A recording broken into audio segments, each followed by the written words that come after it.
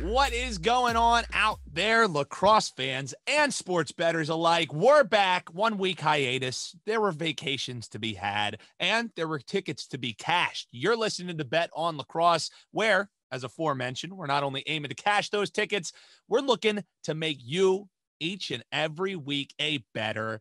If you don't know by now, I'm your host, Dan Alexander. You can get me on Twitter at Newbie Talks, and joining me yet again is my guy. He's rocking the throwback Sixers gear. He's got the fresh cut up top, fresh off of a nice vacation.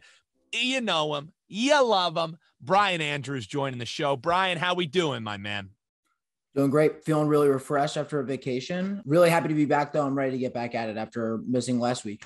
Man, so you and Hutton just the doldrums of winter, perfect time to be going to some warmer spots. We actually, you in the Philly area, me as well, some damn good weather today, and we're right back into it being godly, unfreezingly cold, and I'm sick of it, and I'm ready for spring. So spring lacrosse can truly be here.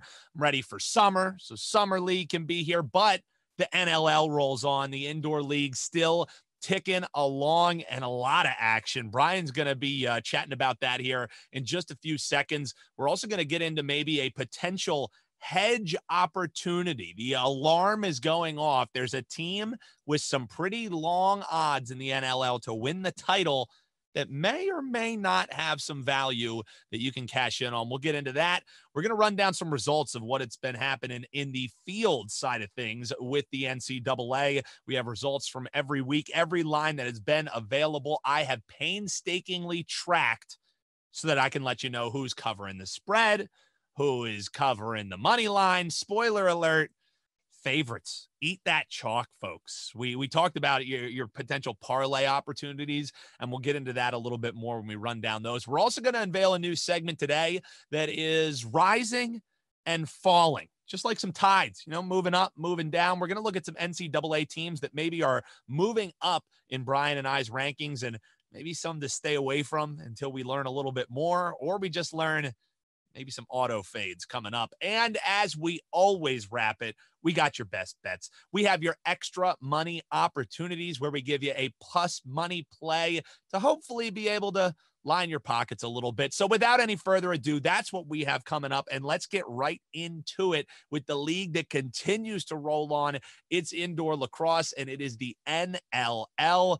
And Brian, moneyline dogs winning outright for really the first time all season with some regularity in this past week, week 11, week 10. We kind of have like a 2-week recap to do for you folks since we didn't have our episode last week. But with the NLL, I know that you're tuned into this stuff, Brian. What have you kind of been tracking?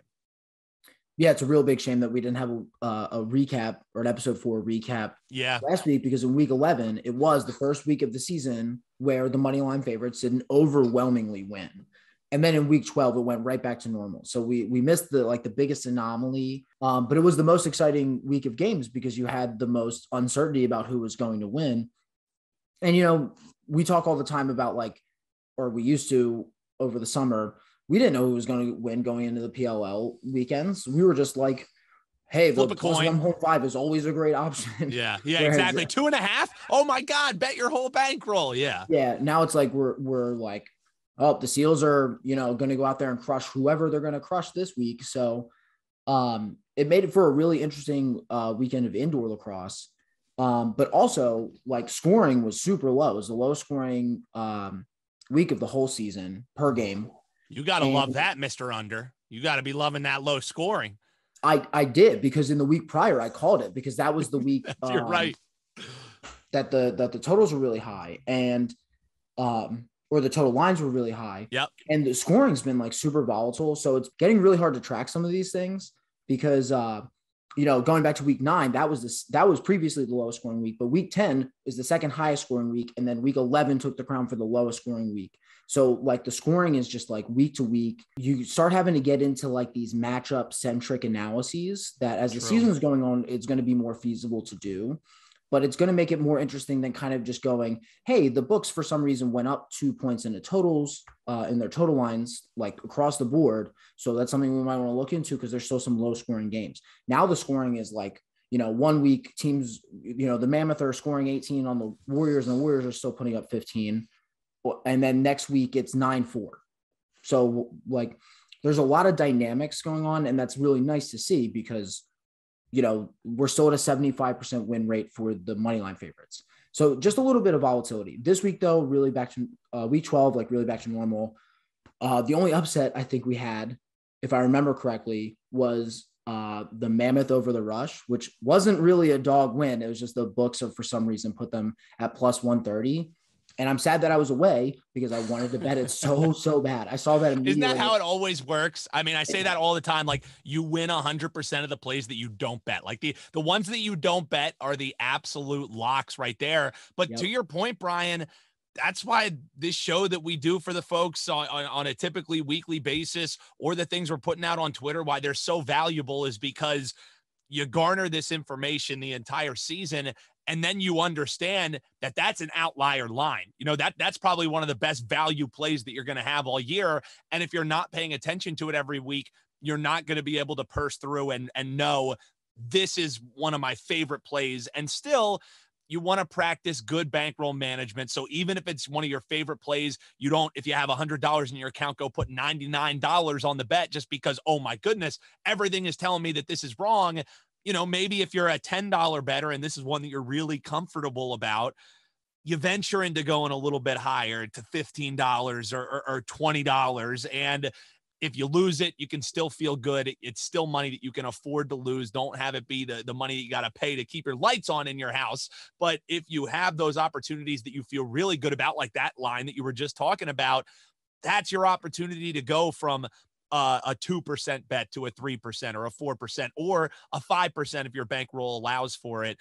Those are the opportunities. And if you're not paying attention all year, you're going to be flipping coins. You're not going to have enough information to feel like you're that comfortable to up your unit size, right?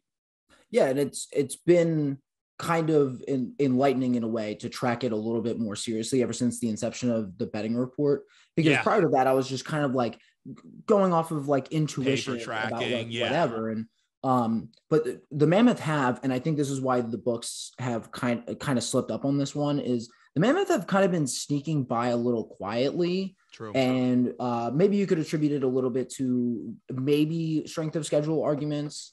But like, when you talk to me about like who I think the best teams in the league are right now, based just off the top of my head, I'm going like Seals, Bandits, Thunderbirds. Yep. Right. And but Bandits like are my right absolute favorite. I mean, I've been saying that since before week 1, that I just think the chemistry they brought into the year already behooved them very well, especially with the layoff that really the whole entire league had. So I've been screaming Bandits from the rooftops, and they've made me out to at least look semi-competent when trying to follow along with some of these NLL teams. But the Mammoth are right there with all of them, and true. But not so overtly so to speak. What I mean? I think a little bit more under the radar. I think a great point by you. So I think that's something that like they miss, but all you have, like looking at the standings, the Rush have 2 wins. So like it's an easy thing that's like an easy thing to spot, but you might just like scroll by it if you're, not paying attention to the Mammoth specifically for whatever reason, because they're not on your mind. Maybe they're just not your favorite team. So being able to track it or have like a collective piece of information that shows you stuff like that, like the betting report, it's really, I look at that real fast and then I look at the lines, and some weeks, not every week, like this week where we can talk about a little bit, the board is not jumping out at me really that heavily, but some weeks you just see something that it's like, who approved that? Yeah, exactly. And that there's some intern or some lower level person on the totem pole at DraftKings or MGM or Caesars or wherever you're betting these games that then is in their risk room that they're like, God damn it, Carl, you told us you knew lacrosse. Like, what the hell is wrong with you? So you also know, you can tell that Brian's getting better at this as an expertly slid in plug for the PLL and NLL betting reports right there. Expertly done by you, Brian. You can get on the wait list. Just reach out to us. We'll let us know how you can do that. As I'm looking up and down this week as well, I know that you have a best bet that's going to be coming up from the NLL. So we'll get to that here in a little bit, but I'm with you. Nothing was really jumping out at me. I've been burnt so many times betting with my heart over my head. Do I want to back the Wings as an underdog again? I do. Does my bankroll want me to? Nope, because I've already been burned doing that how many times. Nothing was really jumping out at me, but when we were talking with Hutton before the show, he kind of pointed out that the Warriors, which is a team that I've been pretty high on, I thought that we were getting some value on them early. They came down to earth a little bit, but now they're surging again. They're on a 3-0 run right now. I just took a glance at the future odds. They're 28-1. So that's plus 2,800. I say all the time, I don't like tying my money up in a future. I maybe place, 1% of my bankroll, if that, in futures for the entire season. But at plus 2,800, 28-1, is there enough value on what the Warriors are doing right now to make it a play-on situation if you compare it to a team like the Rush, who are below them at 16-1 plus 1,600, and they're below them in the standings? So is there enough value on situations like that to maybe get some money out of your pocket and then set yourself up for a hedge opportunity? Or do you think these top dogs that we already know that are a little bit more established, maybe just bet on them on a weekly basis? Like, how do you approach that? Because I thought it was an interesting point that our man Hutton brought up. I think that, like, going through the whole, hedging during the course of the season is, like, really interesting. It's something that I don't generally pay attention to as much, because once you get to the playoffs, like, anything in the world can happen. And I hate placing bets too far in advance of the playoffs because the environment totally changes. And, one upset in the playoff matters way more than one upset during the season. So if you get caught off guard in the playoffs and your team is out, it feels like wasted money to me. Yeah. Where you're kind of betting on them to win multiple successive games as the time goes on, rather than like, hey, maybe they win one game this weekend. So yeah. But at the same time, I do think there's a lot of merit for the Warriors. They're, like, right in the middle of the pack, like top of the middle group of the standings. Don't currently have Mitch Jones. I do think that they have to show that they can get past the Mammoth, because I think, as we keep talking about them, I think they are like the gatekeeper team. Like, if you can't beat the Mammoth, I don't think you're going to beat anybody above them in a meaningful way or at a meaningful time in the season. And when I'm talking about these futures, I don't say it because, the Warriors are on a run right now, like, let's get them in at 28-1, and then we're going to make all this money because they're going to win the title. More so, what I look to do with a future ticket is, once it gets to the playoffs, and as the playoffs are currently constructed in the NLL, in the second round and the finals, it's not just a one and done. It's going to be a 3-game series. So in those 3-game series, this is a theory that I follow along with in the NHL playoffs, in the MLB playoffs, in the NBA playoffs. When you have games that are a series on a night-to-night basis, the odds can fluctuate so heavily that if you have a team who goes in a 2-0 hole, and you can potentially hedge a bet in that way. And when we're saying hedging, basically it's guaranteeing yourself money. Like, if you have a 28-1 live dog and the Warriors are in a playoff series and they go up 1-0 in a playoff series. And this is completely hypothetical, right? This is assuming they would get to the second round. This is assuming that they win that first game. So again, completely hypothetical. They go up 1-0. Now, even if it's, plus 105, if it's, plus 110 for the other team that they're facing off against, you then hit them to win the series. And either you're going to get through that series with a 28-1 ticket live, or you're making back your initial investment. Let's say it was $10. So then you do a 105 at another $10. So you're making, 50 cents there, but at least you didn't lose any money, and when you're playing the long game of sports betting, people think the long odds are really what matter. No, making smart bets with your money is what really matters. And I just think it's an interesting conversation. I'm not telling you to go place on the Warriors right now. I'm not telling you to go place on the Rush. I'm not telling you to go place these long odds. I just think, as we aim to try and make people a little bit more informed on ways to be profitable long-term sports betting, it's not just a here and now kind of thing. You really have to weigh your options for a whole entire year to try and keep making money, to try and keep your bankroll alive. Like, does that kind of make sense? Or did I just go on a complete rant that just satiated myself? No, that makes a lot more sense. And I think that's something that I would like to experiment with in the future. Yeah. Like before the season, you know what I mean? Like, now that we've seen some of these teams with the PLL, when we start going into the summer, when those odds that we can compare to last year's championship odds and can compare to how the year ended up closing, you could maybe find some really good opportunities there. But I'm kind of with you as far as the in-season stuff goes. I don't think I would be trying to set up a hedge right now, because I think if there's one thing that we've learned is moneyline favorites are great, but there's a lot of volatility in these markets, Brian. One thing that we're seeing is, in particular, like with the Rush having good odds in general, favorites against Mammoth, the 1600 futures, like blah, blah, blah. How much of that are they weighing with historical data? Right. And we have talked in the past about especially the NLL, they haven't played in 2 years. How much does that even matter? But even in sports, usually there's a lot of turnover. Like, in college, how many seniors are graduating? In pro sports, it's particularly like football, like how many big player movements are happening.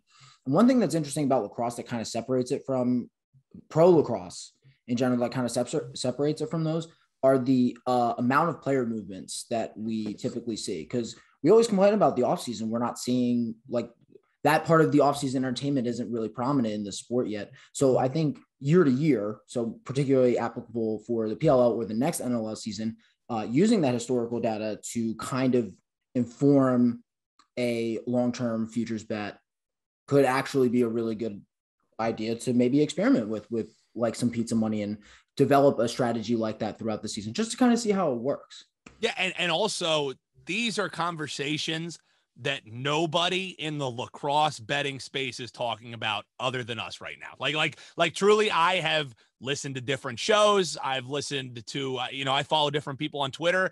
No one is talking about the macro level ways of potentially, I don't want to say beating the system, but setting yourself up with positive expected value bets. People are just talking about who's winning games, who's losing games. But in the sports betting world, if you are beating the closing line, if you are getting the better number, if you are making more positive expected wagers, positive expected value wagers than not, at the end of the year, whether it's 5 cents or $500, you're going to be a profitable bettor. And not even every year it's going to be guaranteed, but in the long game, if you're doing those kind of things, you are going to be a profitable bettor. And you could just only bet lacrosse and be a profitable bettor by being smart. Like yes, knowing what teams are better. Yes, knowing what other lines are moving, and what other players are moving. That stuff is all important, and it will make you a more informed lacrosse handicapper, a more informed lacrosse bettor. But at the end of the day, sports betting, whether it's tiddlywinks or curling or lacrosse or football, it is a numbers game. What does the line tell me? What does the market tell me? And how does that compare to my numbers? I think fascinating conversations right there rolling around. He's Brian Andrews. I'm Dan Alexander. That's some thoughts that we just had, and just kind of completely off the rails on some hedge opportunities and how to be a plus EV bettor. That you're not finding that on any other lacrosse podcast. I guarantee it. I will take that to the bank right there, Brian. You're not hearing that anywhere else. And we haven't even started talking about college yet. Oh yeah. That's a perfect natural segue. NCAA field lacrosse happening right this very second. We're going to get into a little rising and falling segment. Want to find out what teams Brian is kind of getting high on, maybe some teams that he's looking to fade moving forward, or just kind of wait and see. I have a couple thoughts on that as well, but I want to start with something that I started tracking since the first week of lines. Every Division I lacrosse game does not have a line on it. Some of them have spreads, but don't have money lines, depending on how high that spread ends up getting up. So This is based off of available lines on DraftKings, which is the flagship of betting NCAA lacrosse as it stands right now. So week 1, we talked about this 13-1 or 13-1, excuse me. Moneyline favorites were cleaning up, but the favorites against the spread only 7-7. So in week 2, moneyline favorites again, cleaning up 7-1 straight up were your favorites on the money line, but falling back to the pack a little bit, still better than the first 500 week, but 5-3 were those favorites against the spread. So one of the best ATS weeks for favorites thus far in the NCAA season. In week 3, the dogs were barking a little bit last week. I'll tell you what, 8-5 money line favorites. So a lot of parlay busters in there. If you were one of the people who backed UNC, I don't know why I'm wearing my my Tar Heel blue right now, because I was not a happy fan of the UNC Tar Heels last week. Blew up a couple parlays for me. 8-5, the money line favorites, and this is the first week that the ATS favorites, the dogs are really barking. 8-5, the underdogs against the spread last week. And so far this week, just so for what it's worth, we had a Duke game, we had a UNC game, 2-0. The ACC keeps on rolling, 2-0 on the money line, but both of them didn't cover. The dogs barking here early in week 4, and I'm loving it, Brian, because I love my dogs. I love my plus money. 0-2 against the spread were favorites. For what it's worth, both unders hit. I'm going to go back and look at some of the data, crunch some totals, and maybe have that for you next week. So overall, I'll give you these numbers and get your reactions of if it surprises you, if it kind of confirms what you've been seeing. For you math majors out there, get your abacuses out, add those all up. Overall, on the money line, favorites are 30-7. You heard me correctly, 30-7. So when Brian and I told you, maybe laying the chalk and taking some parlays, even though we're not parlay guys, might be profitable for you. Maybe not so last week, but overall, 30-7 money line favorites, and favorites against the spread, actually a non-profitable endeavor. 17-20 you're against the spread favorites. So that means dogs backing them blindly on the spread are slightly above 500, but with a bigger sample size pool. And I would never suggest blindly betting anything. You might be breaking just about even with maybe some of the juice that you would be laying. 17-20, or I guess the better way to say it, 20-17 dogs against the spread. Those numbers surprise you? Kind of back up what you thought already, Brian? What do you think when you hear 30-7 for the money line favorites, 20-17 for the ATS doggos? 30-7, not even a little bit of a surprise. It's just what early season college lacrosse is. You go in, the top 20 teams, they're not scheduling, like the ACC is not scheduling the ACC generally in February because they want time to develop before they have to play those teams for bids into the tournament. So it's not surprising. I've been surprised. There have been plenty of surprising. A lot of those 7 upsets were really fun to watch and are very exciting. And a lot of those covers from the dogs were also exciting and from unexpected teams. So I'm not necessarily surprised at the majority of the covers coming from the dogs. But I didn't expect it to be that close. If you asked me to guess out of the 37 games, I wouldn't have guessed that close. I actually would have put it in favor of the favorites because there have been also some just absolutely. When Syracuse is what they were like 9.5 point favorites, they cover the 9.5 and they cover the over by themselves. I would probably come to that same conclusion, but there you have it. 20-17, the dogs barking against the spread here early in NCAA action. Let's get into this rising and falling section of the show. I think that a great idea, Brian, so that we could just have a little bit more of a overarching view of what's happened so far in NCAA action. I'll start off with some of the teams that are rising up for me. I think Ohio State has shown a lot here early. I think last week, and I feel like UNC is probably going to be a team that's on our falling list for both of us, Brian, but 20-8, I don't care who you beat an ACC team 20-8. You're going to perk up. Like you're going to have me interested right there. we'll get into UNC in just a second. Ohio State, a team that's rising for me. They have a game in Naples, and you're actually going to be hearing about Ohio State a little bit later in our best bet segment. Stay tuned for that. I also am really high on the Ivy League as a whole. I just think after they didn't get a season last year while other teams were playing, I think they almost have this kind of little brother isn't the term, but like a chip on their shoulder where, oh, you guys got to play last year. I think they almost view last year as a bit of an asterisk year, where they maybe say, yeah, sure, Virginia, amazing job. You came on late at the end of the year, but you didn't have to play our Yales. You didn't have to play our Browns, who I think they might be a little bit better than people have expected as well. Harvard, we'll see what they have. They already have a win under their belt. It was against NJIT, so I don't know how much stock I put in that. Last one for me that is rising. We haven't seen them in 2 weeks, but they're my play-on team anytime they're getting points. The Utes, the Utah Utes, I think with their new head coach, I think they have a lot that they're going out to prove. They've not made me out to be a liar. They're 2-0 against the spread right now. They're 1-1 overall with a big win on the road as a 2.5-point dog against Vermont. And Vermont, I know, is a team that you're pretty high on, Brian. Who else is some of the teams that you think are rising up and some teams that maybe could be play on moving forward for you? I definitely like your list. I'm not putting the Utes on my list because I was already high on them at the beginning of the season. So they can't rise much more. Yeah. So I'm just prefacing that before anyone is like, how could you forget? Do you have short-term memory loss? I don't know. But my low-hanging fruit is Jacksonville because I thought Utah and Vermont were going to be better than Jacksonville.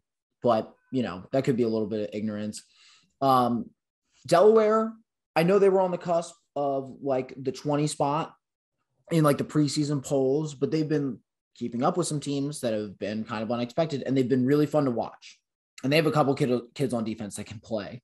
UMass is another team. I used to love UMass back in the day. They were one of the teams that I rooted for in like, middle school and high school and stuff. But they kind of went away for a while and but they played Army really, really tight. Another team that I've been having really fun watching is St. Joe's. Yeah. Shout out to Coolin, but they kept up with Delaware, and I was really not expecting that. I thought Delaware was probably going to cover, and I actually took Delaware in a money line parlay that got ruined last week, like you were joking about. So I'm a victim of your joke. Yeah. I feel like you, me, and every other listener of the show, and anybody else who has been money line parlaying favorites, those heels got us last week, man. Yeah, I know. But the fact that they almost took Delaware, that was the first one I clicked when I was putting together like a 3-team money line parlay. I was like, all right, St. Joe's is a good team. That's fine. But like Delaware had shown that they were going to definitely be somewhere in the top 20. And I didn't think that St. Joe's was necessarily going to be it, but they looked really clean. They were playing really well and they were really hyped. And also, it was really cool because they have individualized goal songs for their players, and I love that trend. I love that. I can't wait for that to keep expanding into other programs. Like Rocket League, like you get to pick your own goal song and everything. Yeah, so I love that. I hope they keep that energy going. But my list for who I think is going down is a lot longer. So maybe you want to and actually that works out perfectly because mine is really. I think it's a little too early for me for really, both of these teams. I think we just wanted to get something out here as, just a baseline of where to start with teams that we're maybe getting a little higher on that are falling back a little bit. So for me, really the only team that has really dropped down in my rankings is UNC. And really, I'm hoping it's more of a youth issue than a culture issue that hopefully, an experienced coach is able to reel this in a little bit and get this close D because there's just a lot of youth and inexperience that's in front of Krieg right now. And Krieg had maybe his worst game as a Tar Heel in that loss against Ohio State. I mean, he really was not seeing it. We're recording here on a Wednesday and a huge bounce back by Krieg in the game today against Brown. He ends up with 17 saves and he was standing on his head. I mean, Brown was in a position to win that game. Krieg slammed the door shut on that with what he was doing in goal.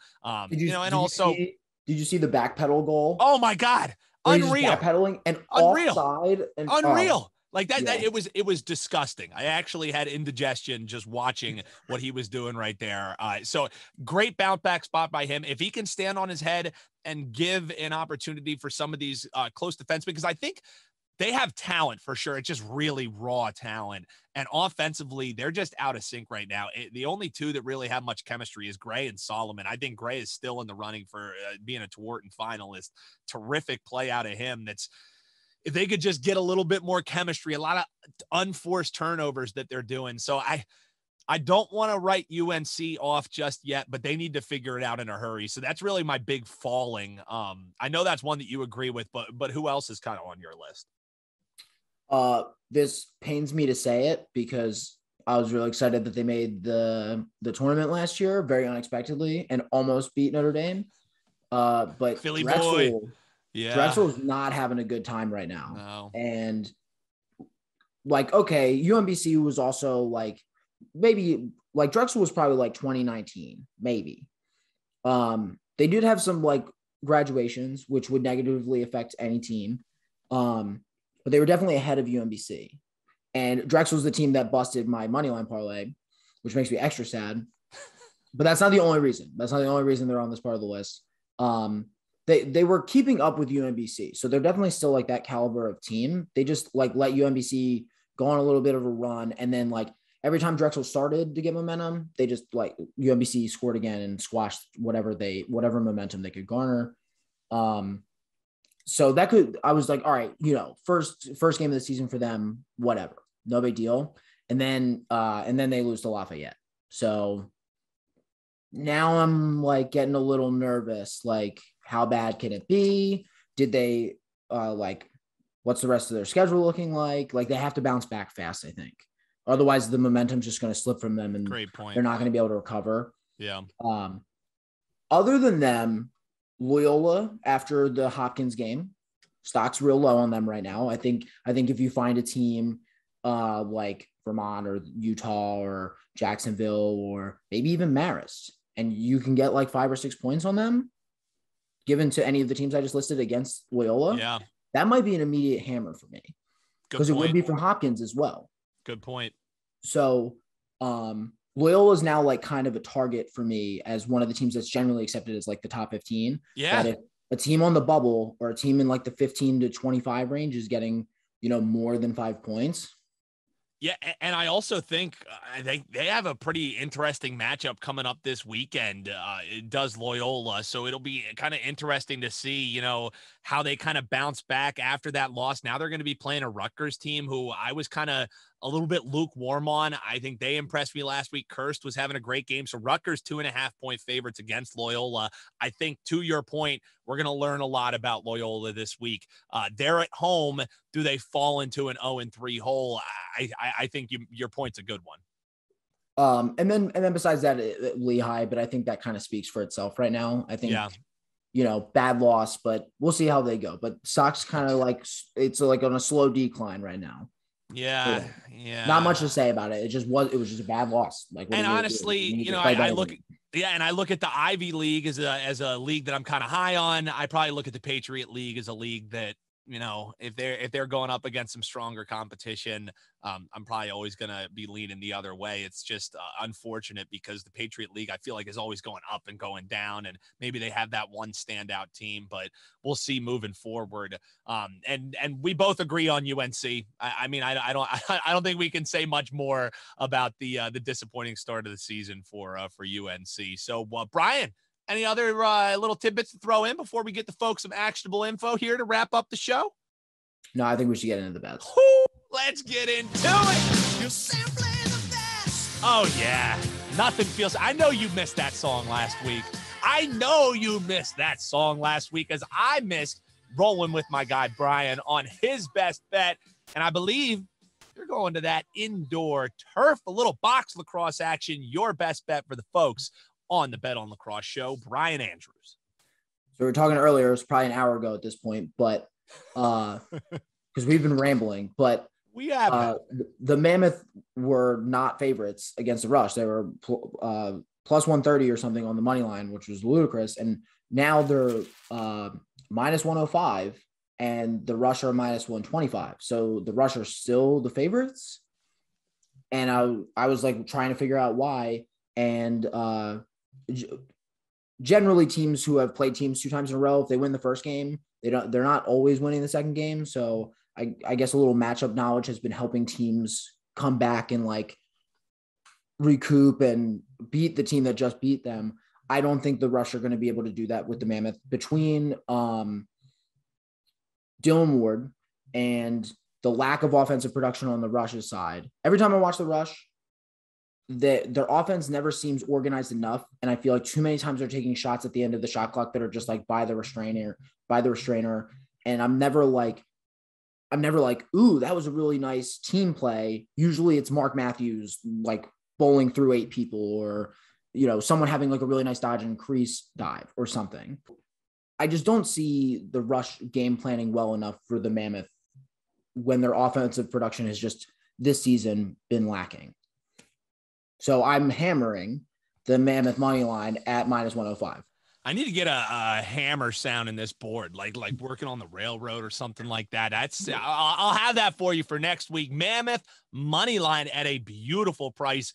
I'm going to be rolling with my guy Brian on that one. I hope you do as well. I'm going under for my best bet, under 26.5 in Ohio State taking on Harvard. Ohio State hasn't scored under 17 goals yet this year. Yes, I know that. But the teams they played, Cleveland State, Detroit Mercy, and UNC, and I think UNC has a little bit of work to do defensively. It was 20 goals. I'll give them that one. But the other one against Cleveland State and Detroit Mercy, that's 14 goals per game by Cleveland State and 21 goals per game for Detroit Mercy that they've been being allowed. And in Harvard's lone game this year, they played NJIT, and that team, 24 goals that this team's letting up per game. I don't see enough in this game. And, it's going to be played in Naples, Florida. So this is 2 teams that play in the cold that, I'll have my fingers crossed that maybe they're having some extracurricular activities down there as well, hanging out in Naples, Florida, maybe not paying attention to the game as much. Under 26.5, I think the number is a bit inflated because both of these teams have been putting up goals in bunches, and Ohio State is only allowing 8 goals per game. They have allowed 24 total goals in their 3 games. That's 6th in the nation. So give me under in the Ohio State and Harvard game. And that brings us to our EMOs. All bat leadoff. You can wrap it all for us, Brian, as we talked earlier about moneyline favorites in the NCAA. 30-7 straight up. I'm not a parlay guy, but there's been some serious value betting parlays in early NCAA action. I don't love any of the straight out plus money plays. So let's do a 3-teamer. Statistically, if you're betting 3-team parlays, it is the best true odds that you're going to get betting a parlay. So give me Maryland over Princeton. Give me Duke over Penn. Give me Rutgers over Loyola. That allows you to take a minus 625, a minus 370, and a minus 255 favorite, tie it all, put a little bow on it, and end up with a plus 105 payout. Maryland, Duke, Rutgers, moneyline parlay, plus 105 on DraftKings is my extra money opportunity. What do you got for the folks, Brian? I'm following you outside, and I am looking at Jacksonville versus Denver. Jacksonville, which has shown that they can play with the top 10 teams, which Denver traditionally has been, and the books don't like Jacksonville for some reason. Put them at plus 200 on the money line, and I think the argument for that play speaks for itself. Do I think it's a certainty? No. But at that price, you're getting more money if it hits, than I would have expected if I were to set that line. So I think that's a pretty simple play. Plus 200, you don't have to do much pulling on my leg to get me riding with that one. So to recap, the EMOs, Jacksonville money line taking on Denver. That's Brian, plus 200 on DraftKings, I'm going a 3-teamer, Maryland, Duke, Rutgers. That's plus 105 moneyline parlay on DraftKings. And for our best bets, I'm taking an under. I know you probably are having like a cardiac arrest. Like, what? Dan is taking an under in the best bet? Brian's won me around, and I'm going under Ohio State University and Harvard. The total in that one, 26.5.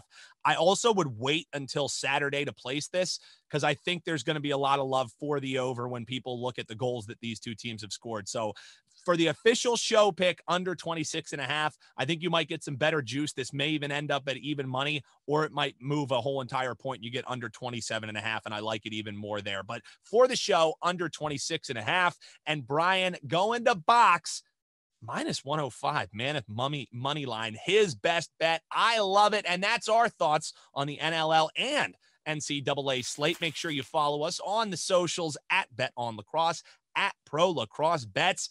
Sign up too. You want the info we're sharing with you every week at the touch of a mouse. Bet On Lacrosse Report. Reach out to us. We'll let you know how you can get on that wait list.